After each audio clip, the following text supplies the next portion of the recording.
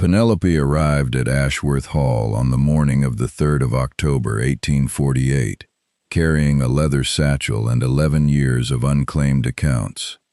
The hall itself was everything she remembered and nothing she had permitted herself to think about. Grand limestone facade, 4 rows of windows, each one tall enough to be a door, the park behind it spreading in the gray autumn light like a coat dropped carelessly across the earth. She had grown up 3 miles from this place, and she had not looked at it directly since she was 22 years old, when she had packed her own satchel and walked away from the gate with a letter in her pocket that she had not yet had the courage to open. That letter was still in her possession. She had not opened it then, and she had not opened it for 11 years, and she had carried it through 2 households, one complete reordering of her life's circumstances, and a winter in Edinburgh that had stripped any remaining romanticism out of her. She knew better than to open it now. She was not here for the letter. She was here because the estate's solicitor had contacted her directly, in writing, with a commission. The wool accounts for the eastern farms were in disorder, going back at least 8 years, and the new steward had identified a discrepancy he could not resolve without someone who had managed those accounts before. Penelope had managed them.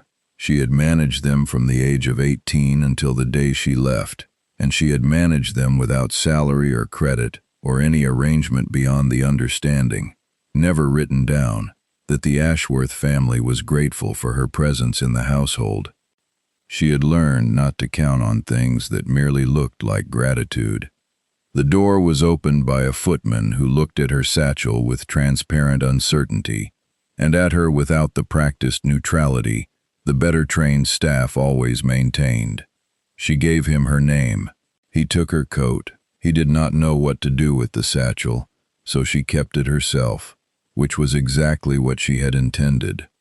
The entrance hall smelled of beeswax and cold stone, and faintly, of the wood smoke that had always crept down from the upper corridor on mornings when the wind turned. She noticed it and did not permit herself to do anything about it.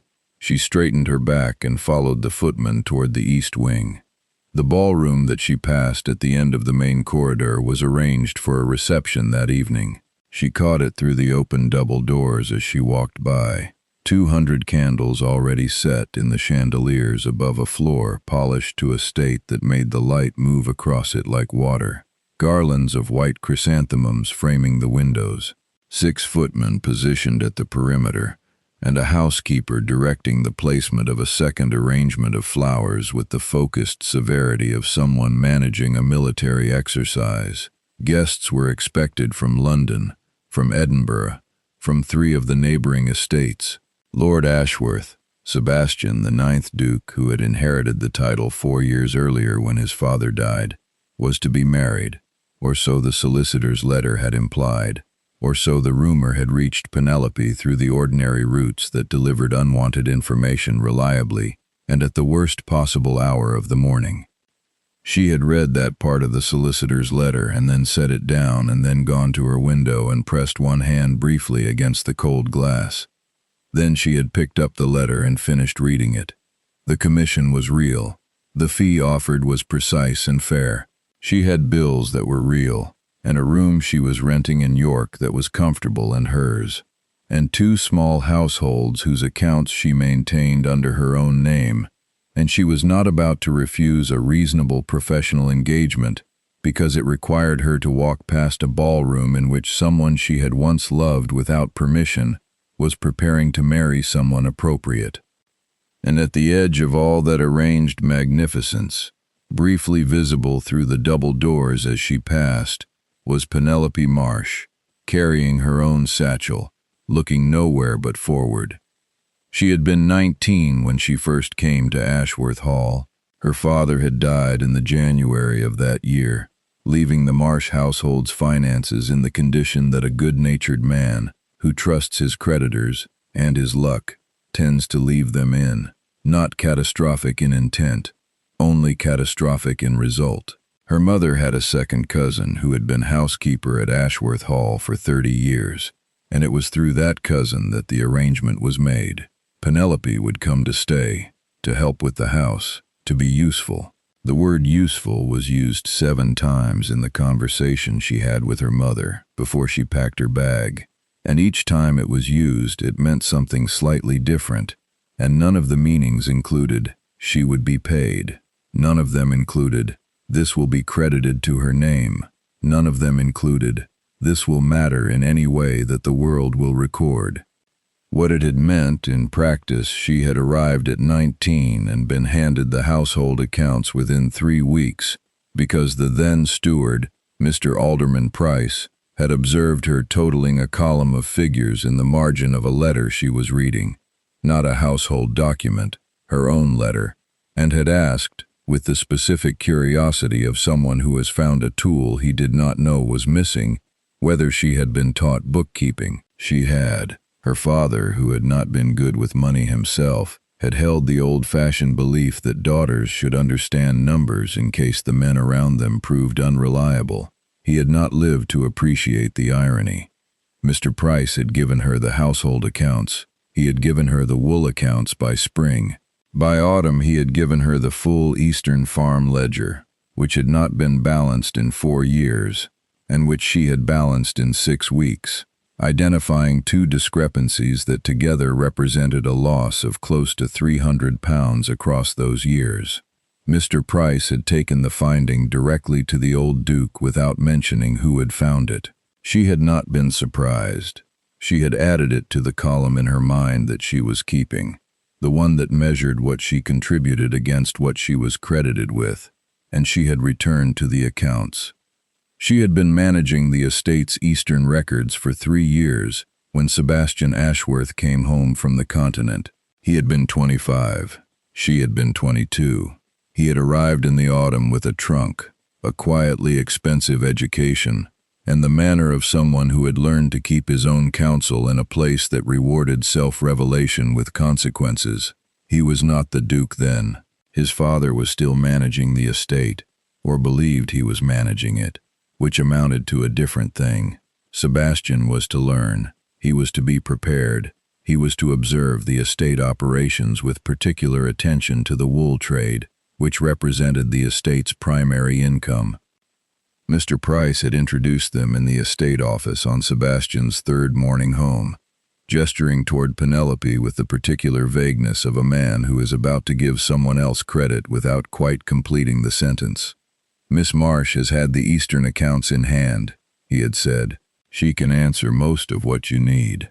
Sebastian Ashworth had looked at her the way she would come to understand was simply how he looked at things, steadily, with full attention, as though the looking itself were a form of taking notes. "How long have you had them?" he had asked. Not hello, not pleased to make your acquaintance. A question about the accounts. 3 years, she had said. He had pulled out a chair. "Then I should like to begin there," he had said, and sat down across the desk from her, and opened the ledger she had been working in. She had managed not to react. She had simply moved the ledger so it was positioned better between them, and began explaining the structure she had built, and he had listened without interrupting. And when she finished, he had asked a question about the 3rd column of the 2nd quarterly report that indicated he had actually read what she had been showing him, rather than waiting for her to stop talking. She had not had that experience before, not with anyone in that house. It was not romance, not at first. It was a working partnership that existed, as the best partnerships do, because 2 people found the other person's thinking useful to their own. He brought the continental perspective, the knowledge of the newer wool markets, the understanding of how the trade was shifting. She brought the institutional knowledge of these particular farms, these particular tenants, the specific pattern of what had worked and what had not. Across 11 years of records she had essentially rebuilt from their original chaos. Together, across 18 months, they had reorganized the Eastern Farm's commercial relationship with the Bradford buyers in a way that recovered, conservatively, £400 annually, in margin that had been quietly losing itself to poor negotiating terms. The old Duke had not known she was involved. The credit, in the accounts presented to him, belonged to Sebastian and to Mr. Price. She had known it would be that way. She had straightened her spine and continued. What she had not been prepared for was how much she had come to depend on the specific quality of Sebastian Ashworth's attention. He had a way of disagreeing with her that did not diminish what she had said. He would name the thing she had gotten right before he named the thing he believed she had gotten wrong, and he was often correct about both, and she had found herself sharpening her own thinking to match his, the way a blade is made better by the right stone. She had not planned to care about any of that. The person being overlooked in any room is often the person keeping the room standing, and Penelope had understood her position clearly enough not to build things on foundations she did not own. She had built it anyway. She had told herself she had not, and built it anyway, silently, over 18 months, until the evening he had come into the estate office at 9 o'clock at night, to find her still working, and had simply sat down across from her without asking why she was there, or suggesting she should not be, and had taken half the stack of papers she was working through, and they had worked in silence together for 2 hours until the last column was balanced. And then he had looked at her across the desk in the lamplight with an expression she had not been able to read, and had said nothing at all. She had learned later, much later, from the solicitor's letter that arrived 11 years too late, what he had meant to say that evening. The letter he had written and never sent, which had finally found her through his solicitor's careful persistence, described exactly what he had been thinking across that desk, and what he had decided, and what his father had said to him 2 days later, and what he had done because of it. She had not read the letter yet. She was not ready to read it. She was here to balance the accounts, and that was the whole of what she was here to do. The room she was given was in the east wing, which was practical. It was the wing closest to the estate office where the ledgers were kept, and smaller than what the family occupied, but larger than she needed, and more comfortable than she had expected. There was a fire already laid and a writing desk positioned near the window where the light came in correctly. A maid appeared within 10 minutes, young, with a direct gaze and a manner that suggested she had opinions she was deciding whether to express. "Mrs. Hartley sent me," the maid said. "I'm Clara. She said to ask whether you wanted tea or whether you wanted to go straight to the office." "Straight to the office," Penelope said. "And tea when I get there, if that can be arranged." "It can," Clara said. She looked at the satchel. "Shall I have that taken down?" "I'll carry it myself," Penelope said. Clara nodded, without the uncertainty the footman had shown. "Then I'll take you," she said, and did. The estate office had been reorganized since she left. The shelves were in different positions and the desk had been replaced, and there was a second, smaller table that had not been there before, which she suspected had been added when someone realized that 2 people needed to work in this room at once, and the existing furniture did not accommodate it. The ledgers, however, the Eastern Farm ledgers, the wool accounts, the records that were the actual substance of why she was here, had been placed on the central desk exactly as she would have placed them herself, in order by year. Someone in this household had known how she worked, or had been told.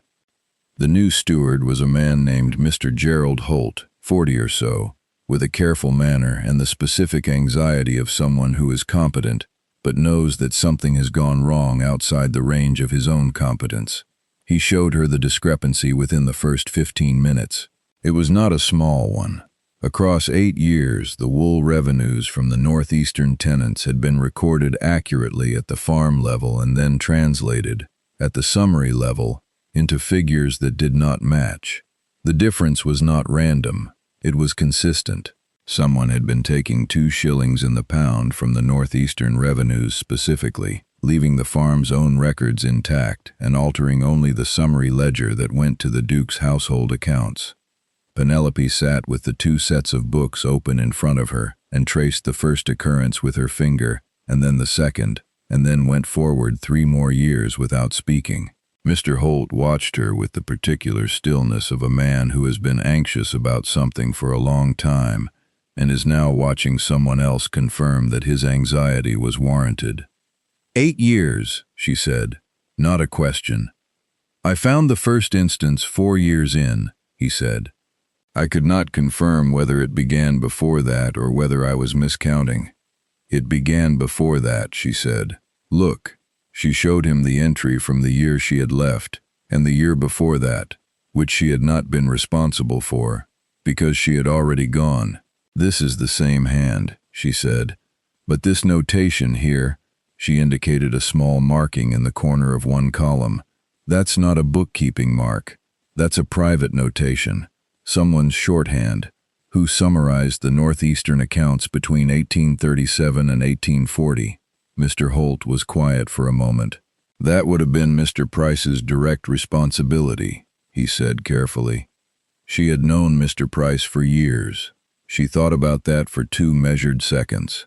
Then she picked up her pen and began building the table she would need to document the full extent of it.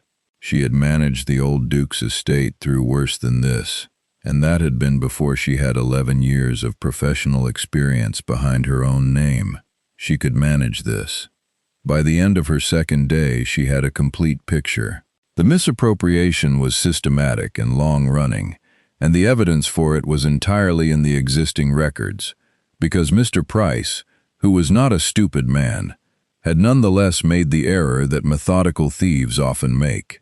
He had believed that the records at the summary level would never be compared against the records at the farm level by anyone who understood both sets well enough to catch the difference.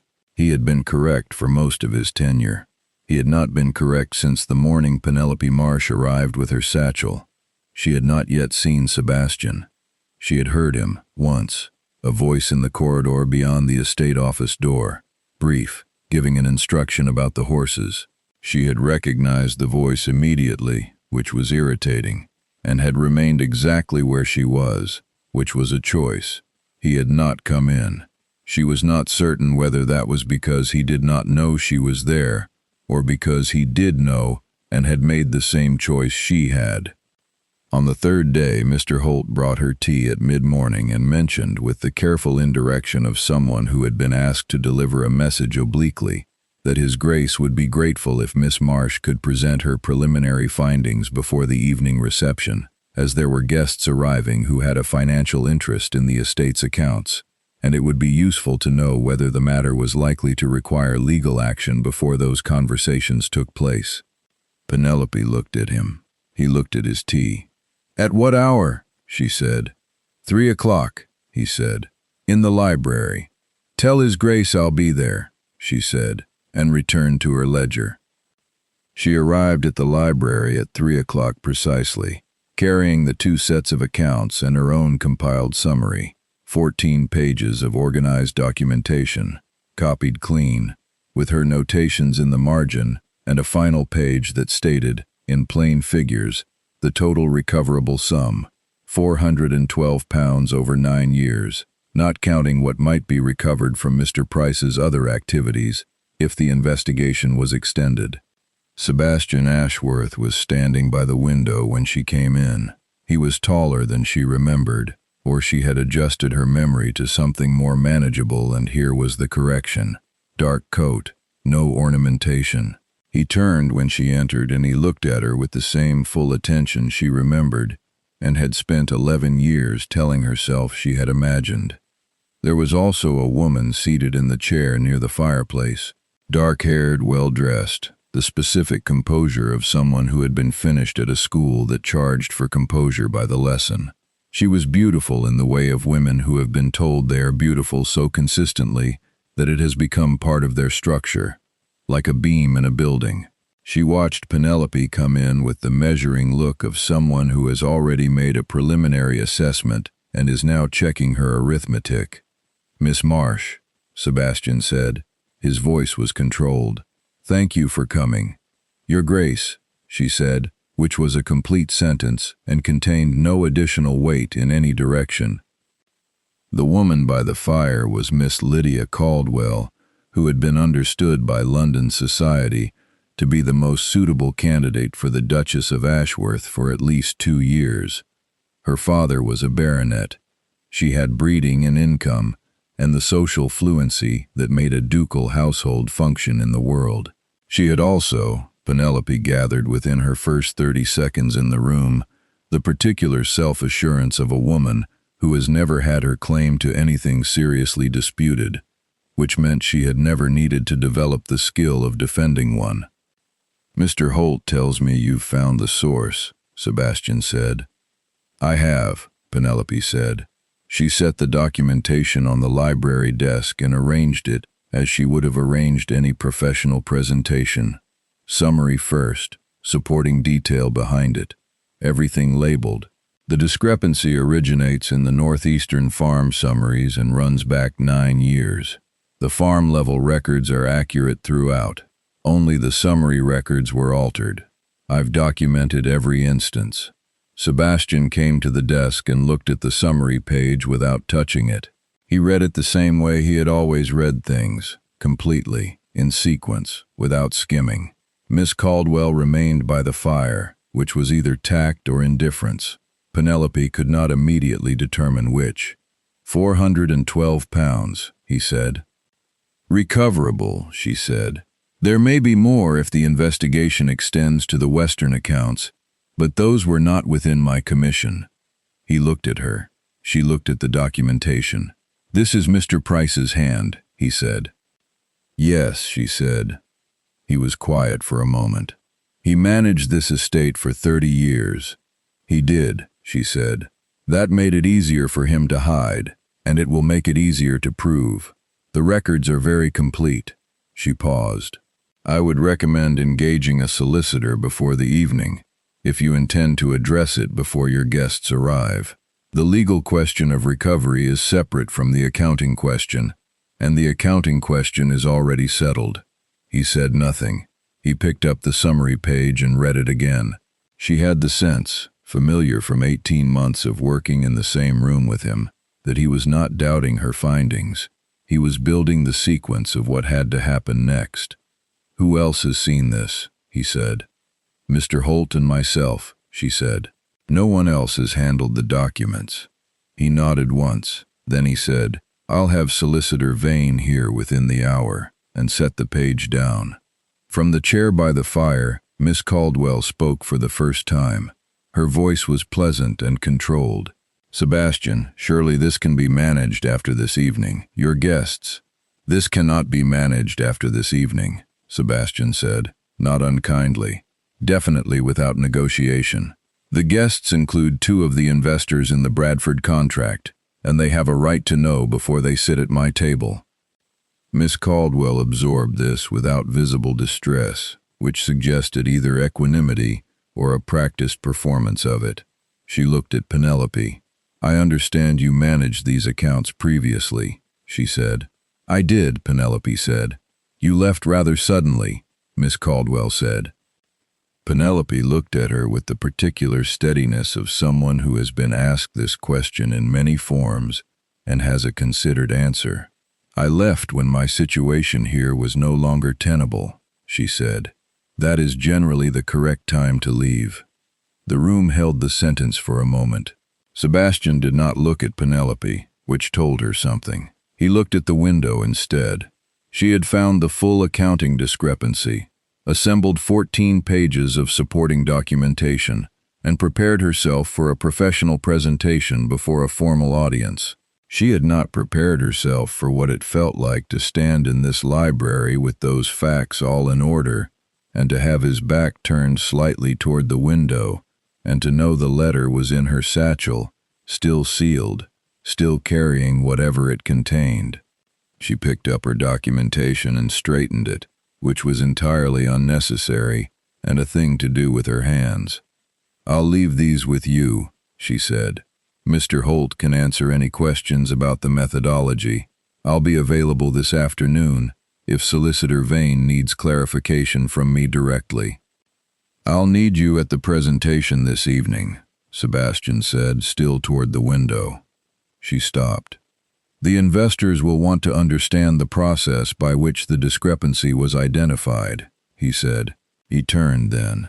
I want you to present it yourself, as the person who found it.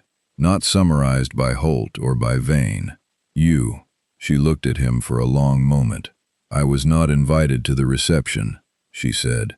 You are now, he said. Miss Caldwell was watching with the particular attention of someone who is assembling information at speed and has not yet decided what to do with it. I do not have a suitable dress, Penelope said. This was simply factual. Mrs. Hartley will manage it, he said. He said it the same way he had always managed practical obstacles, as a problem with a solution, the solution already in motion, the conversation now about the next thing. She thought about it for 3 seconds, not performing consideration, actually considering. The professional question was clear. This was her work. She had found it. She should present it. Yes, she said, I'll present it. He nodded. That was all. She gathered her satchel and left the library, and she did not look back. And in the corridor, she pressed one hand flat against the wall for exactly 2 seconds, and then walked forward. Clara was the one who found the dress, which turned out to be a matter that required Clara's specific combination of efficiency and tactical authority, rather than Mrs. Hartley's more formal management. It was dark blue, borrowed from a guest room wardrobe where a previous visitor had left it, altered in the hour before the reception by a maid who could work a needle at the kind of speed that suggested she had done this before under similar conditions. It fit well enough. Penelope looked at herself in the glass with the analytical attention she brought to everything and concluded it would serve. You look right, Clara said, with the directness of someone who considers flattery a waste of everyone's time. You look like someone who should be there. I am someone who should be there, Penelope said. I found the accounts. Yes, Clara said. That's what I meant. The reception had assembled in the ballroom by the time Penelope descended. 200 candles. The floor she had seen polished to water that morning now reflecting the movement of 50 guests in their best clothes. She moved along the edge of it, keeping the room in her peripheral vision, looking for Solicitor Vane, whom she had met briefly that afternoon, and who had gone through her documentation with the focused rapidity of a man accustomed to reading other people's organized evidence and extracting its value quickly. He had asked her 3 questions. She had answered all 3 in less than a minute each, and he had looked at her over his spectacles with the expression of someone reassessing a situation. Remarkable work, he had said. It was already in the records, she said. It only required someone who knew both sets of books. Which you did, he said. Yes, she said. I always did. He was near the east window now, talking to a heavy-set man in a dark coat, whom she recognized from the Bradford Merchants' Directories as Mr. Thomas Aldgate, one of the 2 primary investors in the Eastern Wool contract. She moved toward them with the straightforward intention of a woman who has something to present and has arranged her life around the presenting of it. Vane saw her first. He made the introduction. Aldgate looked at her with the automatic assessment men of his type applied to women who appeared unexpectedly in professional contexts, a sliding reassignment of their initial category, visible as it happened, not hostile but slow. Miss Marsh, Aldgate said, Vane tells me you've sorted out something rather serious in the accounts. I've documented it, she said. Whether it is sorted out depends on the legal question, which is Mr. Vane's territory. The accounting question is resolved. Aldgate looked at Vane, who nodded confirmation. Then Aldgate looked at Penelope again, with the recalibrated attention of a man who is now actually paying attention. How long did it take you? 3 days, she said, and it ran for 9 years. Yes. There was a pause in which she could observe him updating his model of the situation. Well, he said, I'd like to hear the full account. Sebastian arrived at her shoulder at that moment, which she registered before she turned. She had always been able to place him in a room by a quality she could not name precisely, something in the way the space around him organized itself. He was in full evening dress, which he wore with the same absence of performance with which he wore everything. He looked at Aldgate, then at Penelope, and something settled in his expression. "Shall we find somewhere quieter?" he said.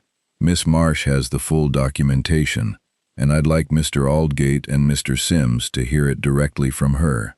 Mr. Sims was produced from the other side of the room.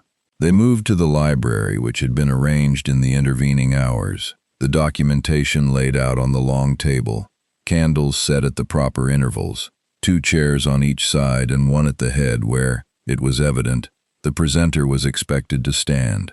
Penelope stood there. She set down her satchel. She laid the summary page in front of each of the 4 men, Sebastian, Aldgate, Sims, and Vane, and she began. She did not argue. She did not explain herself or apologize for the content.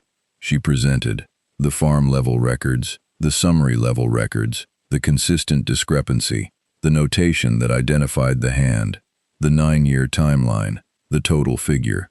She showed them the methodology. She answered questions when they were asked, directly and without embellishment. When Aldgate asked whether she was certain of the attribution, she said yes, and explained why. And the explanation was 7 sentences long and required no repetition. When Sims asked whether there might be an innocent explanation she had missed, she said she had considered 12 alternative explanations and showed him the page on which she had documented and eliminated each one. The room was quiet in the way rooms get quiet when something that has been uncertain becomes certain.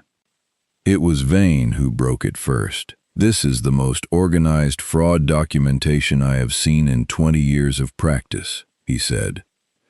"It wasn't organized by the fraud," Penelope said. "The fraud was not organized. The documentation was organized by me. There's a difference." Sebastian looked at her across the table. She did not look back immediately. Then she did, because there was no reason not to, and his expression was the one she remembered from 18 months of working beside him, the measuring attention, and underneath it, something that was not measuring at all. "The question," he said to the room, "is whether to pursue recovery through the courts or through a private arrangement with Price's estate. He died 4 years ago, so the estate question is what's relevant." He looked at Vane. "I'd like a recommendation before the end of the evening." "You'll have it," Vane said. He looked at the documentation, then at Penelope. "I may need Miss Marsh's clarification on several points." "I'm available," Penelope said. The other investors left the library with Vane after another few minutes. Sebastian remained. Penelope began consolidating her documentation, stacking the pages in the sequence she had presented them, returning the supporting materials to the satchel in the order she would need them again.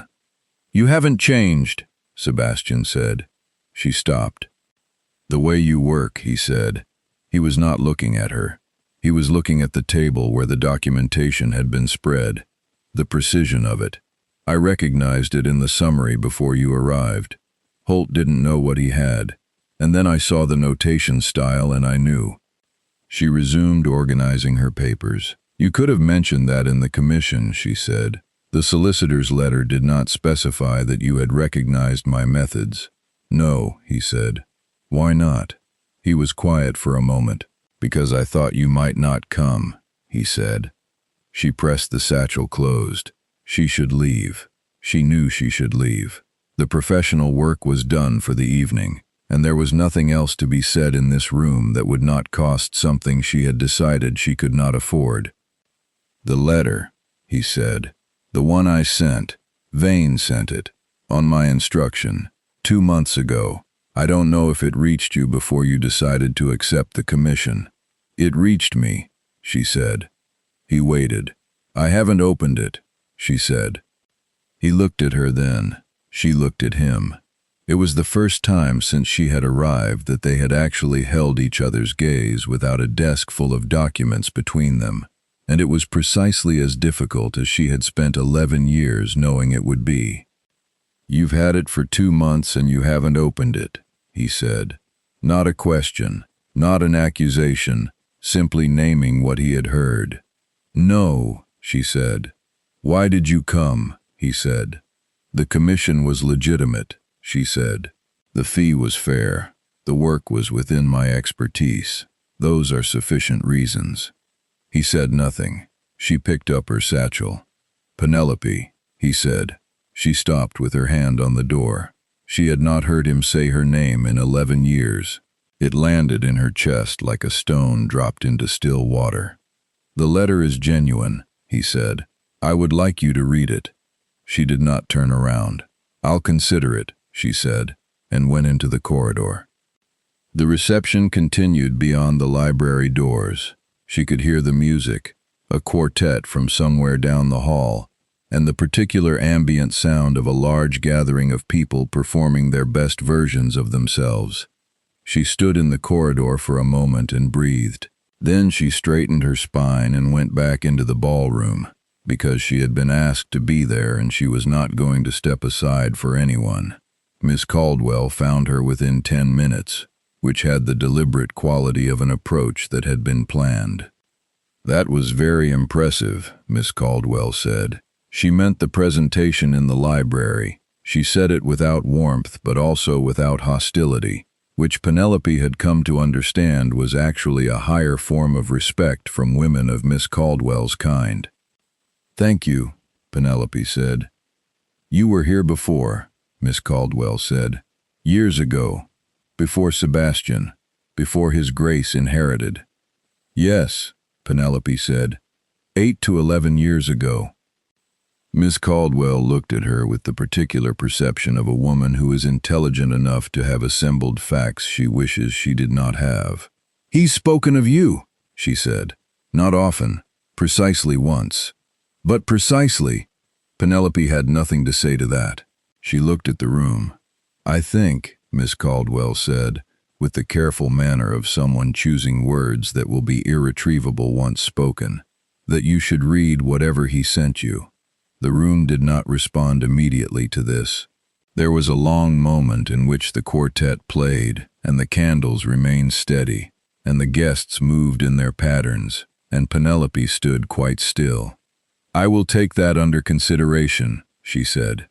She read the letter at midnight, sitting at the desk in her East Wing room, with the fire down to coals, and Clara long gone. She broke the seal with the practical attention she gave to everything, and unfolded the pages. There were 3 of them, in Sebastian's hand, which she recognized as immediately as she recognized the account notations she had spent 18 months working beside. He had written it the previous winter, he said.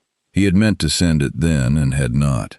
He had given it to Vane in the spring with the instruction to find her and send it properly, regardless of what she did with it.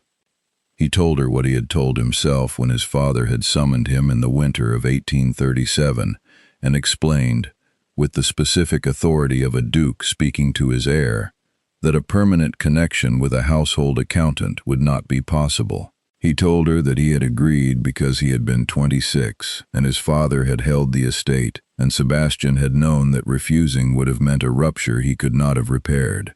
He told her that 2 days after that conversation, he had come to find her, to explain, and she was gone. Her room was cleared. She had left no note, or if she had, it had not reached him.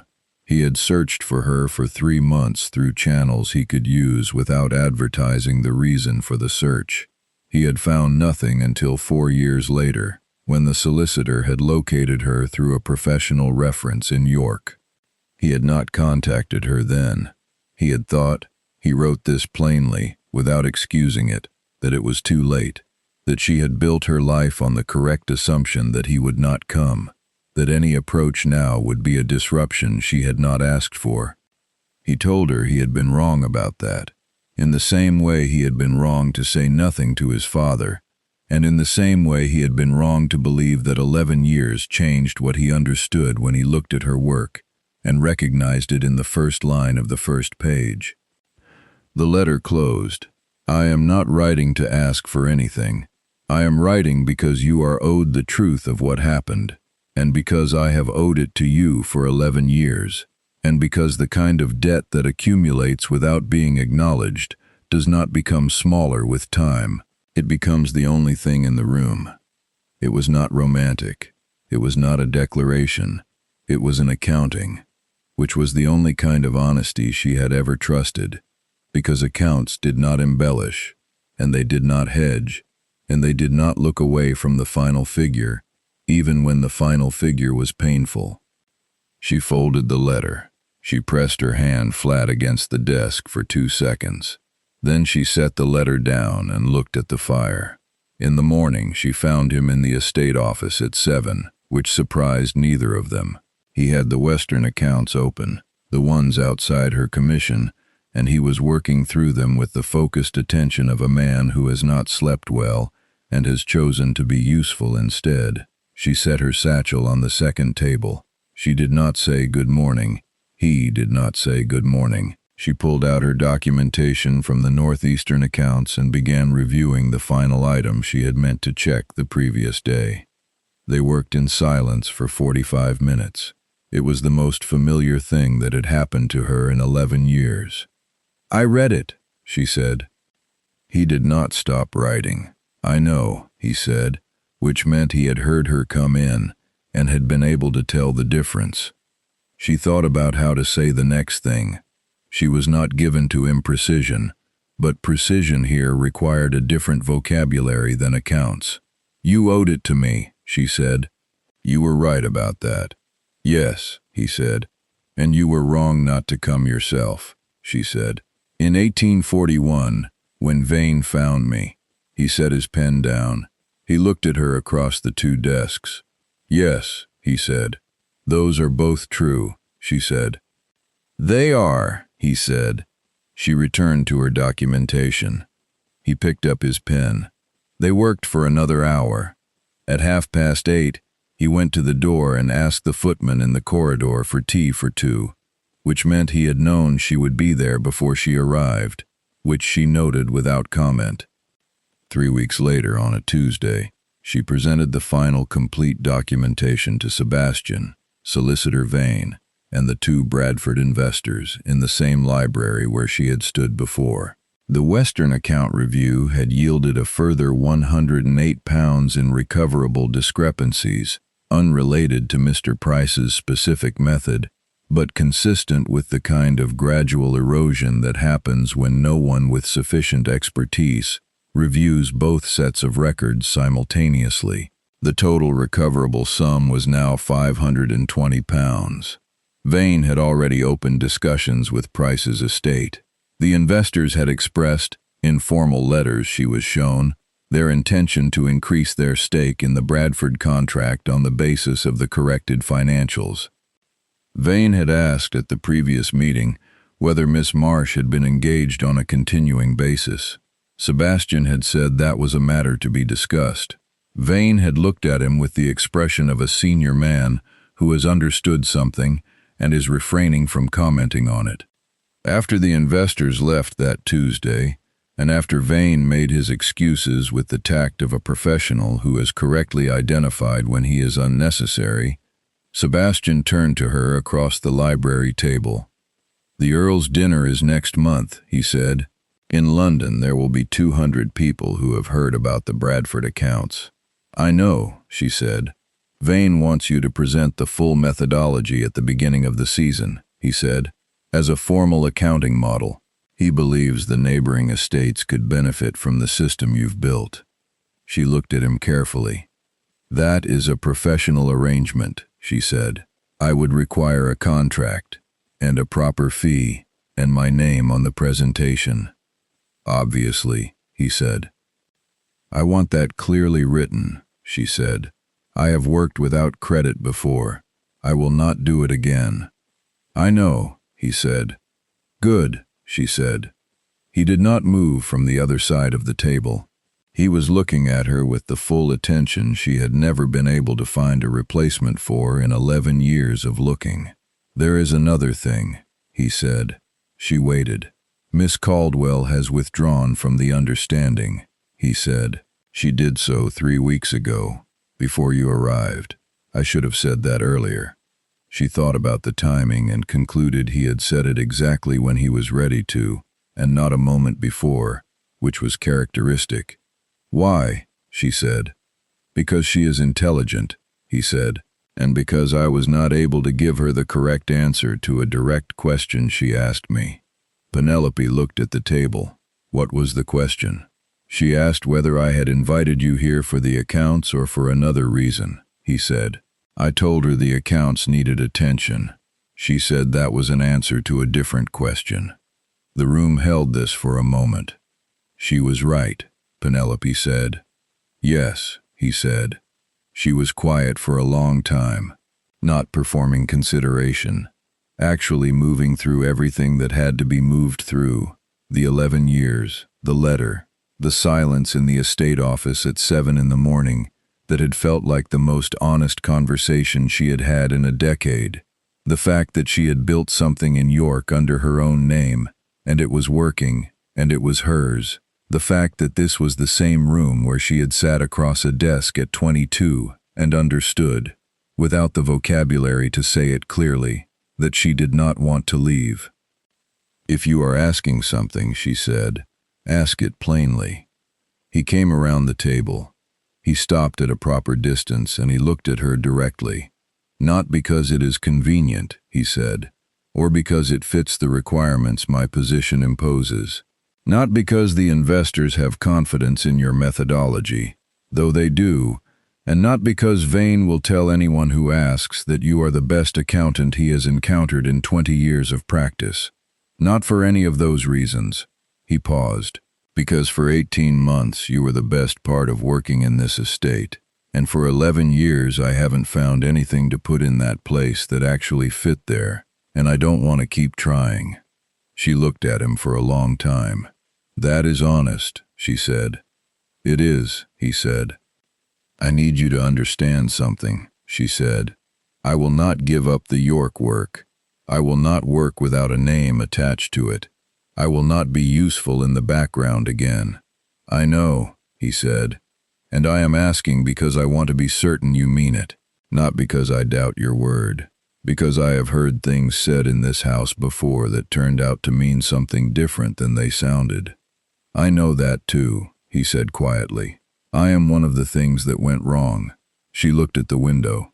The November light was coming in at the angle that meant it was past 10, and the estate office below had probably generated another hour of questions she needed to answer, and the world was continuing to turn with its ordinary indifference to this particular moment, in this particular library. Yes, she said. I am saying yes. He did not move immediately. He was still. Then he reached across and took her hand, her bare hand, because she had been working and had set her gloves aside, and held it with the careful precision of someone handling something they intend not to drop, and pressed his lips briefly to her knuckles. She kept her hand very still. Her heart was doing something she did not intend to describe, not even to herself. Thank you, he said. You're welcome, she said, and retrieved her hand, and picked up her pen, and returned to the accounts, because the final quarterly summary was not going to balance itself, and she had not, in 11 years, developed the habit of leaving work half done. He remained in the library. He returned to his side of the table. They worked in silence until noon, and she had never felt less invisible in her life. They were married in February of 1849, in the parish church 3 miles from Ashworth Hall, in the presence of Solicitor Vane, who looked satisfied in the manner of a man whose advice has been proved correct, Mr. Holt, who had been so relieved by the resolution of the accounts crisis that he had wept briefly and privately, and pretended afterward that he had not, Clara, who was bridesmaid, which she had accepted as though she had simply been waiting to be asked, and a gathering of neighboring families who had heard the full Bradford account story by then, and had formed, on that basis, a respect for Penelope Marsh Ashworth that they might not have managed to develop on social grounds alone. Miss Caldwell sent a gift and a note. The note was gracious and brief, and Penelope kept it because she respected precision in any form. Penelope's professional model, the dual record accounting system, the specific methodology for comparing farm-level and summary-level wool revenues, was presented under her own name at the London Solicitors' Conference in March of 1849. Vane introduced her.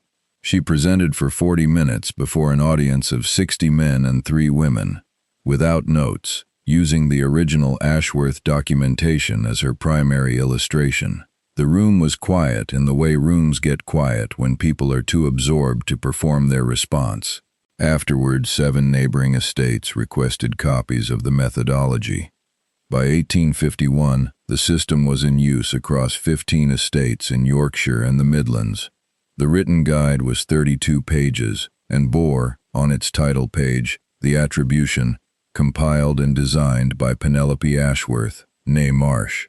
Sebastian had seen the proof copy and read it through, and then looked up and found a small marking error in the second table, which she had not caught, which she corrected with the pen she always kept in her left hand, and he had watched her do this with the expression she had learned, by then, to recognize.